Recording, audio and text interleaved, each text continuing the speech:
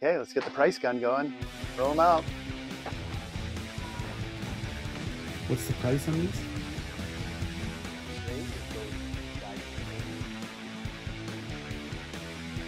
They flex in really well. How do you say it? Altai? Looks like it to me. We got two different lineups here with Nidecker. Okay, so Labor Day is behind us and a bunch of new boots came in today. Time to put them in the shelf. Put price tags on them. Welcome to the vlog, guys. Yes, Labor Day is behind us. We just got a huge shipment of boots. We got Nidecker, we got 32, there's more behind, more downstairs, and we are waiting on Vans, but we're just gonna discuss these three for now. I mean, this one is totally new to us, which I'm pretty excited about. Morrison and Fozzie got to demo these a bunch last year. Nideckers. Yeah, so super cool boots. One of the best things I find about these Nidecker boots that they did, for how much interior volume you have a really small exterior footprint. So they're really sleek from that perspective. They're not all big and bulky, fit really well. Tongues have a ton of support. They've designed the outer shells so that the tongue takes a lot of the load and you're not like folding and creasing so bad. Double boa on both of these versions. Yeah, which is sweet. Rubber toe on the like sort of more mid price range one, the Altais. So this one I was thinking more, because we're not doing like a full-on review right now. This is more of like your split boarding guy, or this is going to be a boot that's kind of going to tackle what, I hate the term all mountain because we use it too much. Yeah. But that's going to be your all mountain boot. It's a great daily driver for most folks, for sure. Both of these are asymmetrical. This one's the Rift. Which one were you using last year? I used the Kita, which was like their highest high. And you noticed the asym on that. I noticed like when the you asym. walk, it kind of throws you, not pigeon-toed, no, but it lets you know it's an asymmetrical boot. Yeah, well, when you're on your board, they'll flex inward much easier than they flex outward. So for like you have more support going over the front, more support going off the tail. But when you want to like tuck those knees in or anything, whether it's doing tricks, tweaks, even just the way you snowboard, you're able to like pronate inward really easily with them. Because we throw that term around a lot, and we want you guys to understand in a real world sense what's that doing, right? The reason it'll feel funny to walk in it is because we're walking like this. If we were skiing, you wouldn't want an asymmetrical boot. What we're snowboarding. That asym is just allowing, you know, the knees and everything. It's pretty straight. So it's straight from a perspective of that. It's just the way it flexes asymmetrically. So the line of the tongue, and you can even see it in the cut of the exterior shell. There's more support on the outside than the inside, essentially. And the flex of the shell flexes forward and inward very easily versus just dead forward or forward and outward at all. Mm-hmm. And they're calling these the silver heat moldable liner. This is similar to another brand we all know well, and it's you know, you'd throw these on the stacker probably for 15 or 20 and hopefully get boot fit. The insoles are pretty standard. I would be upgrading. The Remines we've all been using has kind of been what we like upgrading to. But this is just good to see. So fully heat moldable. You're not going to get any hot spots. That way you'll be able to sort of cook them out, get that dialed. And they're not we call them stovepipes. You know, the boots of old, even just a few years ago, the shells had ankles like this. So unless you're like, remember the old Vikings really too? Got cankles or something, they didn't hold you down well. It's a common problem in snowboard boots, and they've gone with a really good form in there. So it grabs your ankles really well, is what I'm saying. Again, low profile outer for how much volume you get inside on these. And our Rift has a full rubber sole. Yeah, that's nice. That's this a bit one's more really aggressive. Nice. Yeah, and a more of an articulating cuff style.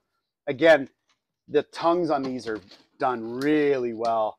So they try and put a lot of the load in the tongue. And you want to talk a good rubber outsole. I mean, that's doesn't get any better than the Michelin. The Michelin, is this the Team 2? Yeah. Yeah. This is probably one of our best sellers year after year, men's and women's. Easily. But that outsole, for split boarders, it's really durable. If you're screefing, if you're running around a rock, doing anything like that, this is going to hold up well. We've talked about this before, but articulating cuff, I'm a big fan. That just allows that boot to flex in here better. Without a big crease. You don't get that creasing bulge that breaks down over time. You know, they're attacking that concept there with too. The Altai, but full articulated and then full articulating there. Which we have as well, yeah. So that's something I think you want to look for. If you need a forward flexing boot, because you're split boarding, you are going to be keying into something like this. These often run a little stiffer out of the box because the material is not designed to flex into itself. But when that breaks down over time, you know, it's a little more problematic, could give you a spot that'll rub, where this is constantly going to roll into itself. So these are really nice in that sense. And again, like I say, Team 2's bestseller. Oh, we should almost pull down like a photon or something up there. What size is the big one? That's a step-on, though. Oh, it was. There's one right there, size 10. I mean, this is one rad thing that Burton's doing too, is doing more wide boots. The Burtons were always inherently a bit narrower, so having a wide series. Yeah, I've fit a few guys. Definitely a D width is no biggie with this. You can get a D in here pretty easy.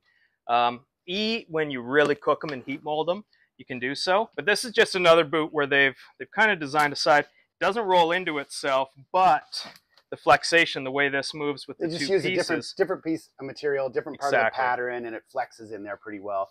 I've been running Photon step-ons for a couple of years now. They're fantastic. I love them. They're great. And then when you're not running step-on, what boot are you running? I ran, well, you ran the Nideckers for a bit? Nideckers at the moment. Yep. And then we've got some 32s, I think, coming in for you. And then Vans. And then you had the Vans. What did they send you? The Sam Taxwoods? I had the BALDFACE ones too. Oh yeah, which I think the Taxwood was a evolution of that for sure. So I just jumped downstairs really quick. I wanted to grab a couple more of these guys.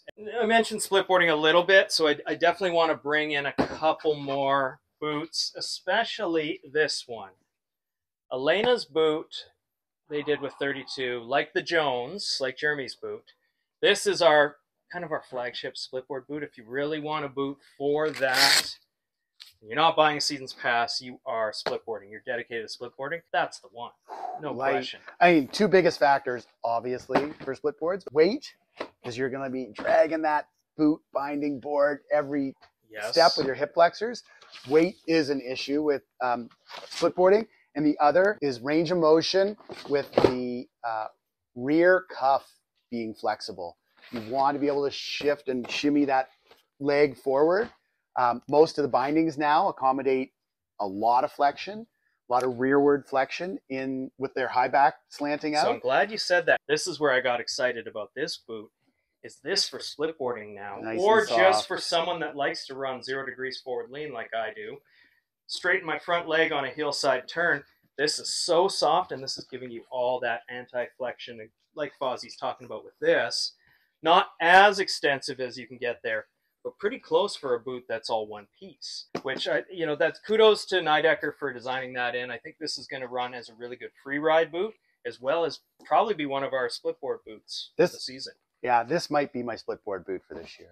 I've been running you should get I've been running the Vans Classics, just that are so soft, but they're soft in every direction.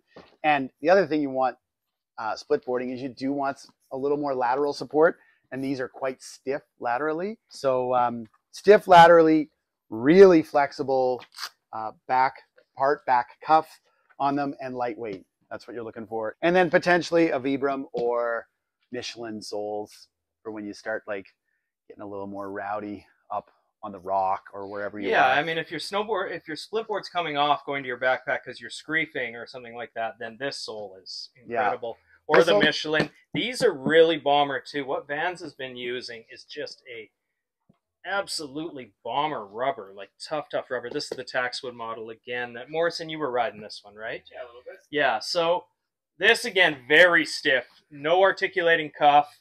And those are just things you want to look for. If it doesn't have an articulating cuff, you've got the materials here, hard, it's all synthetics, but that's really hard stuff. So as this flex, it's going to hold it. This was our rental boot that probably went out, 45, 50 times, and it still looks like that. So that's a testament to the higher end Vans freeride boots are pretty killer too. I always say that to people, like when they're like, I ride 150 days a year.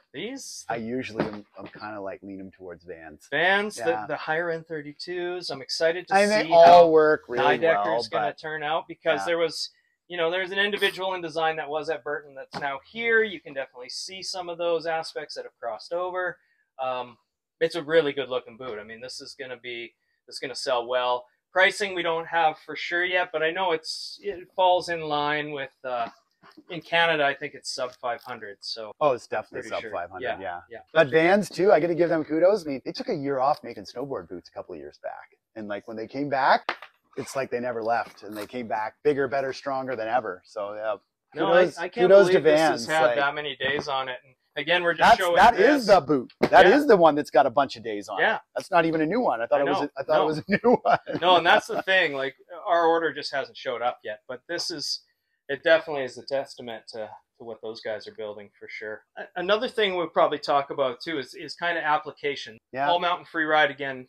Like I say, we don't love using the all mountain term, but that just means a very versatile boot that you can take everywhere. If there's a park on the mountain, you can probably rip in there as well as go hit pow laps. So that's all we mean by that. And I think that's the majority of you guys out there are looking for boots. You're only going to buy one pair of boots a season. You don't get lucky like him where you can test a few. So kind of want to narrow it down like that and ask yourself sort of 3 questions. You know, your pricing is going to be one thing. The terrain choice, if you're East Coast, you're probably riding more hard pack. If you're out and lucky to live where we do, you're riding more softer snow, let's say pow days all the time. And then there's just the folks that just binge park. And yeah, and that's, you know, you're not picking that boot if you're just a park binger, like this thing's going to be great.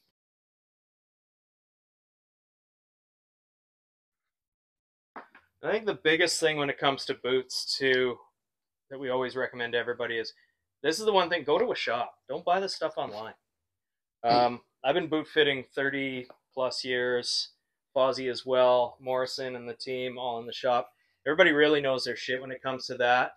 Find your local shop, because this, you've got to be hands-on, feet-on, whatever you want to say, but you got to get your feet in it, and it's not doing the earth any good to buy a pair, have them shipped to you, they don't fit, you're shipping them back. It's like, I hear these stories all the time.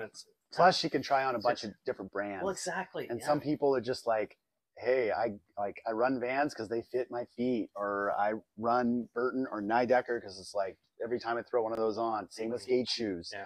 And then certain folks' feet just don't work, even if they're like, love that brand. They're like, man, my feet just don't work. And there's things we can do. Like I'll make cork shims sometimes. I'll put a cork shim under an existing footbed to sometimes just in the heel to lift a guy up just to that heel pocket a little bit, or a gal. J-bars. Huge. In here. Yeah. Sometimes cork cants inside of here. I've done a little bit for people.